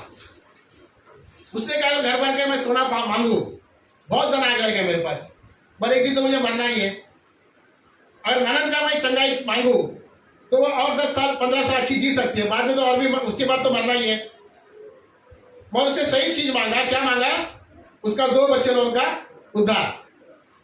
और तुरंत उन लोग 2 बच्चे लोग नबी के पैरों तले आके गिरते हैं और उसके बाद उनके जीवन के अंदर बहुत बड़ा परिवर्तन आ जाता है। देखिए परमेश्वर, हम जब उसका परिपूर्ण लेखपालकपन में आने के बाद, अपना पोजीशन में आने के बाद हमको क्या अधिकार प्रभु देता है, उसके बारे में आप सोचिए। आमीन। जैसा उत्पत्ति में प्रभु ने कहा कि उजियाला हो, और उजियाला हो गया, लिखा है ना वचन में। आमीन। और वही स्थान के अंदर प्रभु हमको अभी लेके आना चाहता है। जो आदम ने जो सारे बातों को गवाया, आमीन, जो वृक्ष का फल नहीं खाने के लिए उनको बोला था, वो फल खाने के बाद, पाप में गिरने के बाद, पाप का वेतन क्या है, मृत्यु है, मृत्यु के अंदर आ गया। दोबारा वो आदम को वही स्थान के अंदर ले जाने के लिए परमेश्वर क्या हुआ, दूसरा आदम का रूप धारण कर इस दुनिया में आया। ये सब जो बातें डिनोमिनेशन में के लोग हमको सिखाएंगे नहीं, क्योंकि उनको ये बातों को परिचय ही नहीं है। हमारा लेखपालकपन क्या है, अडॉप्शन क्या है, हमारा परमेश्वर का हमारी पोजीशन क्या है, ये कोई बात हम आपको दूसरे कलीसिया में सिखाएंगे नहीं। ये बातें हमको नबी ने उसके सेवकाई के द्वारा जो बातें बीत गई है, जो बातें उसके सेवकाई के दरमियान हो गई है, वो बातें के द्वारा सारे बातें हमको वचन का खुलासा हो गया है। आमीन। तो ये बातें हमको अडॉप्शन के अंदर, जैसा सुबह मैंने बताया कि वो बहुत बड़ा टॉपिक है, उसके ऊपर आप सचमुच में स्टडी करिए और जो संदेश मैंने आपको बोला वो संदेश को पढ़िए, आपका विश्वास को बढ़ाएगा। प्रभु ने हमको सिर्फ उद्धार नहीं दिया, सिर्फ हमारा पापों को क्षमा नहीं दिया। हम अगर रोग के ऊपर हाथ रखेंगे तो चंगा हो जाएंगे, उतना तक हमको दिया नहीं है। परमेश्वर खुद हमारे अंदर वास करना चाहता है, हमको परमेश्वर का भाग बनाना चाहता है। जैसे कि मैं सुबह बोला कि परमेश्वर अनंतता में था, उसको परमेश्वर नहीं होते हुए भी जब उसका परमेश्वर को कहलाया नहीं जाता था, तभी उसके सोच के अंदर हम थे। आमीन। इसका मतलब क्या है, हम अनंतता में थे, तो वापस दोबारा हमको अनंतता में ले जाने के लिए हमने जो खो बैठा है वो स्थान को दोबारा हम प्राप्त करने के लिए परमेश्वर ने हमारे लिए वो मार्ग को खोला है।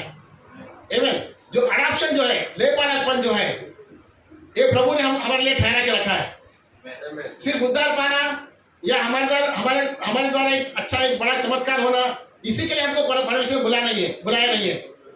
परमेश्वर इसके लिए हमको बुलाया कि ताकि हम अपना पोजीशन को ले सके और जो कुछ भी सारे बातें प्रभु का नाम का महिमा के लिए सारे हम कर सके। आमीन। वो अधिकार हम प्राप्त कर सके, इसके लिए प्रभु ने हमको बुलाया है। आमीन। तो ये सारे बातें हैं जिसके लिए हमको सोचना है, विचार करना है। यहाँ पे हम देखते हैं कि जो बर्तुलो में जो अंधा भिखारी था, उसका जीवन के अंदर वो एक अवसर था। यीशु मसीह वहां से जा रहा था, भीड़ जा रही थी, और वो मौके का वो फायदा नहीं उठाता था तो शायद वो पूरा जिंदगी भर के लिए वो अंधा ही रह जाता था। तो आज भी मानो ये संदेश हमारे गांव में से होकर हमारे मोहल्ले में, हमारे घर के अंदर आया है। आमीन। और ये संदेश को हम किस तरह से उसका आदर और सम्मान करते हैं, किस तरह वो संदेश को हम लेते हैं। वचन के अंदर सारा जो हमको जरूरत की बातें हैं परमेश्वर रखा है। सारा हमारा जो कुछ भी जरूरत है, चाहे वो हमारा नौकरी हो, चाहे हमारा घर हो, चाहे हमारा परिवार का समस्या क्यों हो, सारे बातें, हमारा जो बीमारी क्यों ना हो, सारे बातें, हमारा बच्चे लोग के बारे में हम सोचते हैं, सारे बातें हमको परमेश्वर ने हमको दे के रखा है। हमको सिर्फ आज्ञा करना है।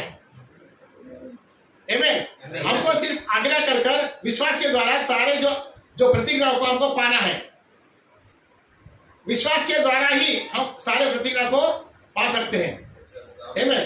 तो हम देखते हैं कि जो नबी का जीवन के अंदर सारे बातों को किया, वही परमेश्वर आज भी जिंदा है। हमको सिर्फ वो संदेश को प्रचार नहीं करना है, संदेश के साथ साथ हमारे बीच में वो भी काम भी होना बहुत जरूरी है। अगर काम हमारे कलीसिया के अंदर नहीं होता है तो हम भी एक डिनोमिनेशन बन जाते हैं, हम भी एक सांप्रदाय बन जाते हैं। सांप्रदाय बनने के लिए परमेश्वर हमको बुलाया नहीं है, एक रीति रिवाज में रहने के लिए प्रभु ने हमको बुलाया नहीं है। हमको उसका बेटा और बेटियां बनाने के लिए, बेटियां बनाने के लिए हमको बुलाया है। और हमारा स्थान जो है, हमारा स्थान में हमको रहने के लिए हमको परमेश्वर को बुलाया है, ताकि वो स्थान में जब हम जाएंगे तो परमेश्वर का आदर और महिमा हम कर सकते हैं, परमेश्वर की महिमा कर सकते हैं, परमेश्वर सुसमाचार दे सकते हैं।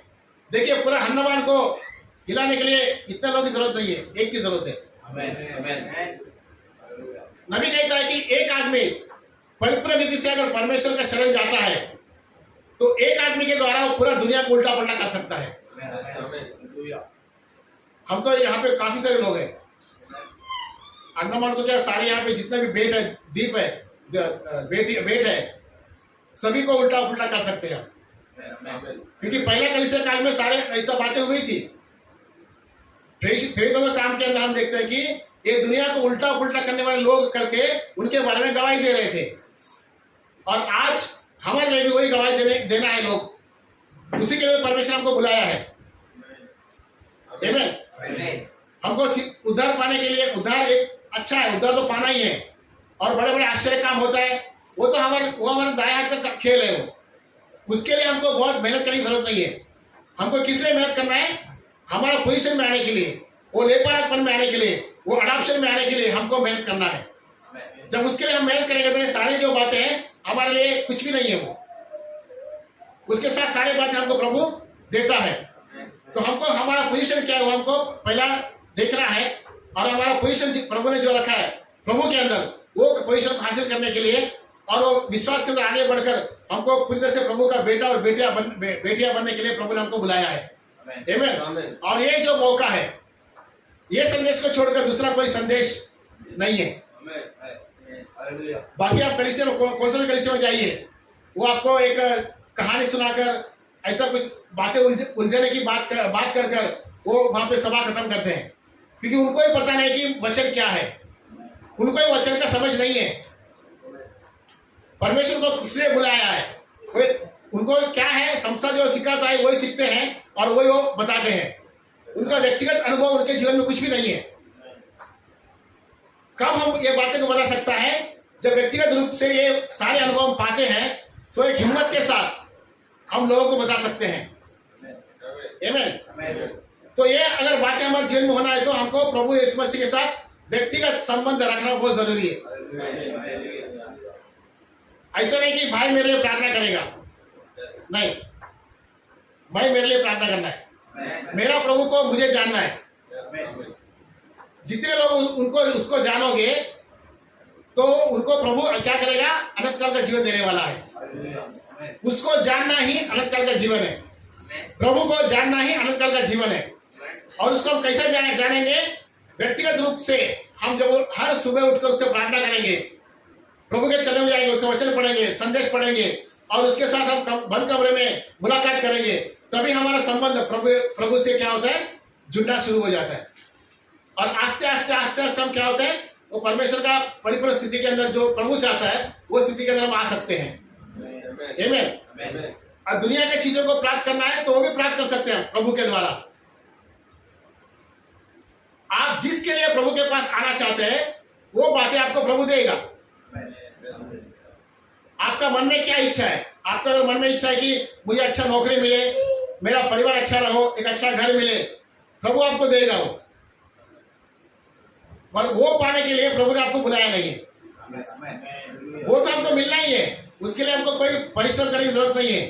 प्रभु का वचन कहता है कि क्या कहता है, पहला उसका राज्य और नीति को ढूंढो तो बाकी सारे बातें आपको आप तुमको मिल जाएगा, प्रभु देगा। पर पहले आपको किसको खोजना है? प्रभु को खोजना है। प्रभु के साथ हमारा व्यक्तिगत संबंध को हमको ठीक करना है। देखिए नबी एक बार क्या होता है कि एक ही झूठ बोलता है। नबी एक बार एक ही झूठ बोलता है क्योंकि उनको इनकम टैक्स का लोग बहुत तंग करते थे। अभी देखिए वहां पे तभी क्या होता था कि नबी को बहुत सारे बड़े बड़े चेक आते थे, नबी के नाम पे लोग चेक। अभी एक बार क्या होता है कि एक बहन कैंसर से अच्छी तरह से चंगाई हो जाती है वो, तो उसका जो पति है वो बहुत बड़ा बिजनेसमैन था, बहुत बड़ा बिजनेसमैन है वो नबी के पास आकर $15 लाख का चेक देता है। कितना? $15 लाख। ये 1956 की बात है।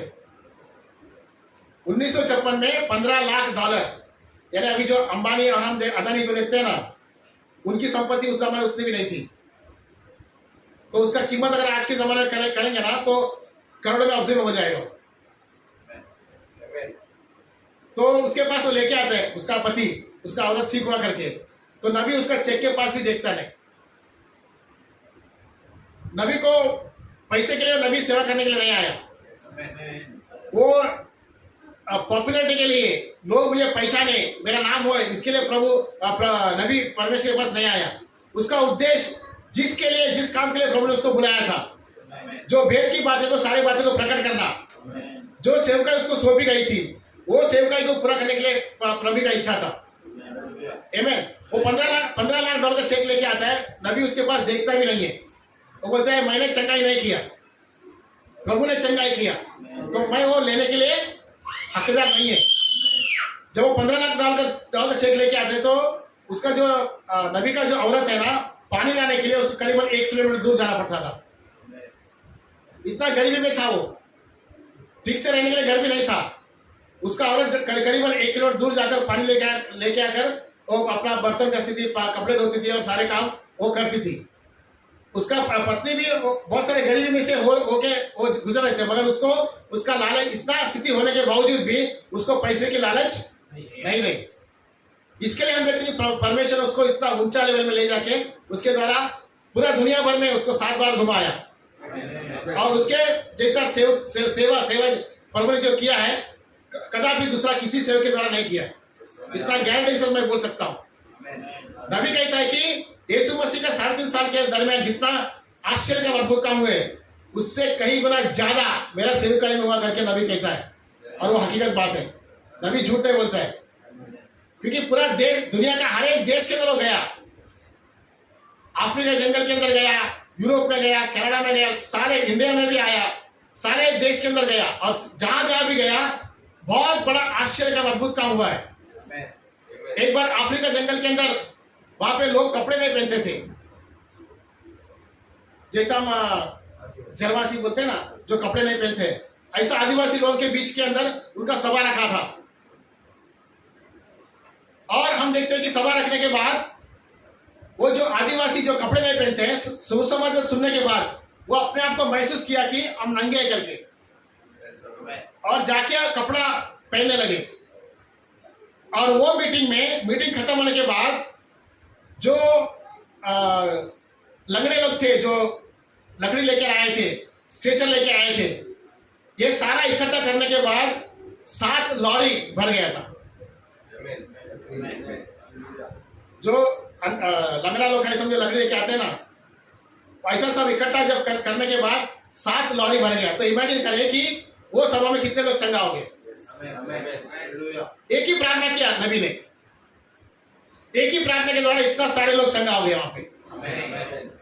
इसके लिए नबी कह सकते कहता है कि यीशु मसीह का सेवकाई के दरमियान जितना चंगाई नहीं हुई उससे ज्यादा चंगाई मेरा सेवकाई में करके नबी कह सकता है। और जो हम देखते हैं कि आदिवासी है, जिसको कुछ भी पता नहीं है अपने बारे में, वैसे लोग भी वहां पर जब सुसमाचार सुनने के बाद, अफ्रीका की मैं बात कर रहा हूं, सुसमाचार सुनने के बाद वो अपने आप को कपड़ा पहनने के लिए शुरू किया है। एक बार अफ्रीका के अंदर नबी प्रचार करता था और 13 लोग ऐसे खड़े थे ट्रांसलेट करने के लिए, 13 भाषा के लोग थे। नबी यहाँ पे बातें कहता है तो 13 लोग वहां पे बातें उसका तर्जुमा कर रहे थे। तो नबी देखता है 5-10 मिनट होता है तो नबी को ठीक नहीं लगता है और नबी कहता है कि तुम जाके सब लोग बैठ जाओ। और नबी इंग्लिश में प्रचार करता है और वहाँ पे जो 13 अलग अलग भाषा के लोग बैठे थे वो सारे लोगों को उनका भाषा में उनको समझ जाते हैं। देखिए वो परमेश्वर है हमारा, जिसकी हम सेवा करते हैं वो ऐसा परमेश्वर है, जिसकी हम उपासना करते हैं वो हमारा परमेश्वर है। उसके द्वारा परमेश्वर ने सारे जो भेद की बातें, ये पवित्र शास्त्र में जो भी भेद की बातें लिखा है, छुपा हुआ था, जो दानियल को वो दूत ने नहीं बताया, जो यूहन्ना को दूत ने नहीं बताया, वो सारे भेद की बातें जो है वो भेद की बातें परमेश्वर हमको बताया।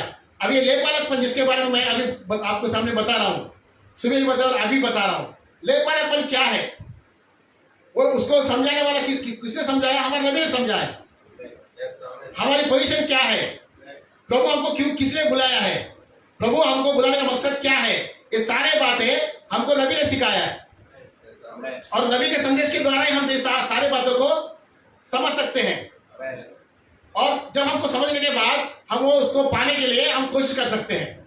जब हमको पता ही नहीं कि हमको कहाँ जाना है, कौन सा रास्ते से जाना है, हम यीशु मसीह पर विश्वास किया, हमने चंगाई पाने के लिए आए तो चंगाई मिल जाएगा। अगर हमको बहुत बड़ा धनवान होना है तो परमेश्वर हमको धन भी दे देगा, उतना ही अगर आशा है तो उतना ही हमको दे देगा। और उससे बढ़कर हम आशा रखते हैं, अनंत काल का जीवन पाने के लिए आशा रखते हैं, या हमको लेपालकपन में पूरी तरह से हमको आने की आशा रखते हैं, तो तभी परमेश्वर वो भी आपको दे देगा। यहाँ पे सिस्टर जो हटी रही थी, उसका आशा अगर होता था कि मुझे घर भर कर सोना दे, तो उसका जो आशीर्वाद वहीं पे ठहर जाते थे।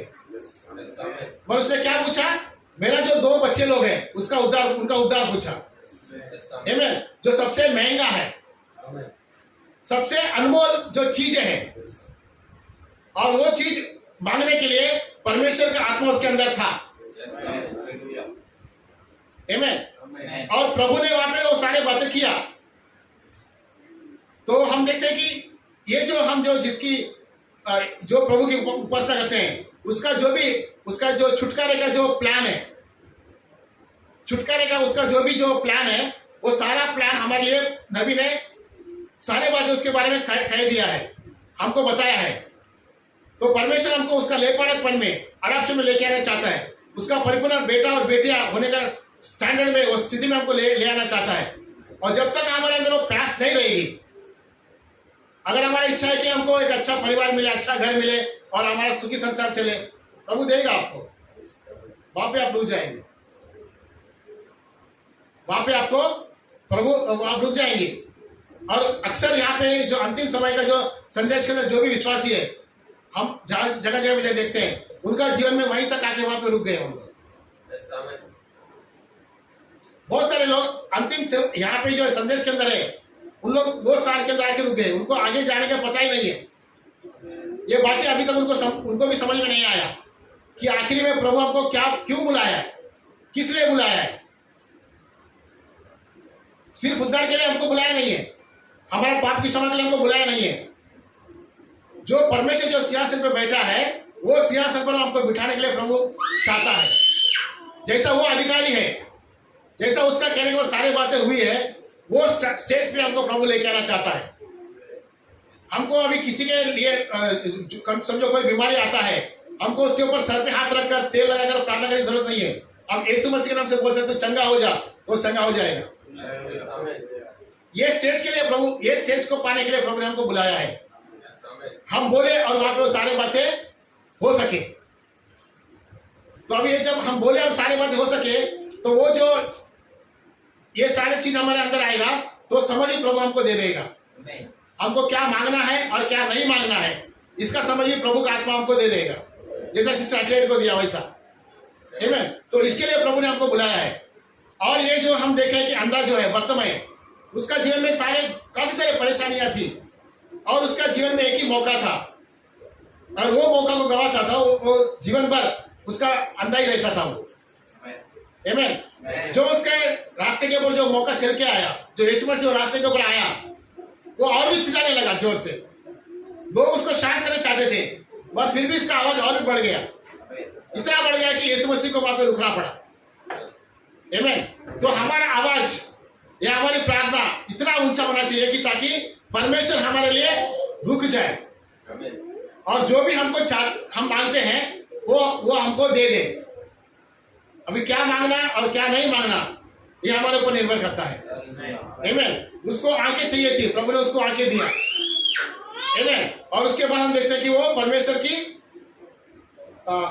43 पढ़ेंगे तो तब वो तुरंत देखने लगा और परमेश्वर की बड़ाई करता हुआ उसके पीछे हो लिया और सब लोगों ने देखकर परमेश्वर की स्तुति की।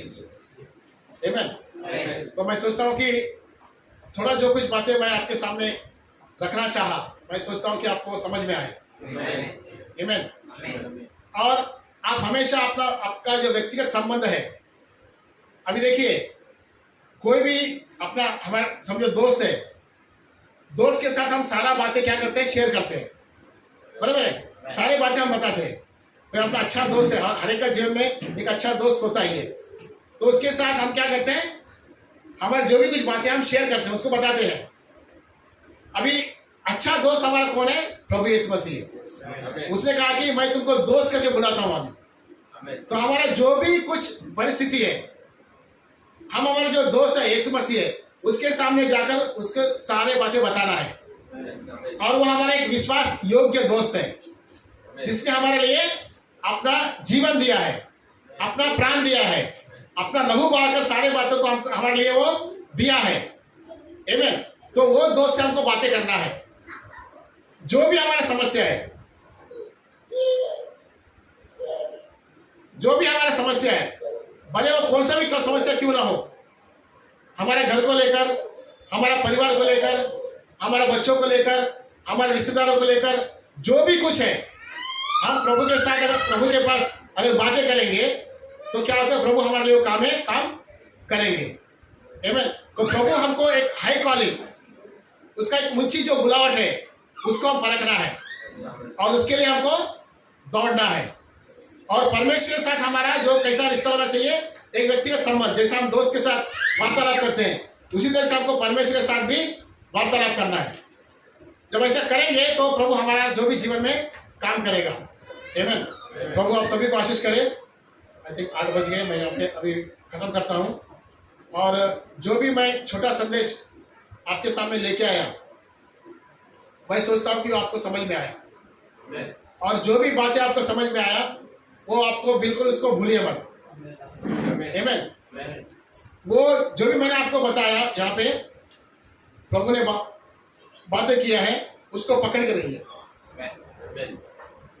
उसको पकड़ के रहिए और उसके हिसाब से क्या करिए, आप उसको पाने के लिए प्रार्थना में और यत्न करिए तो प्रभु आप सभी को देने वाला है।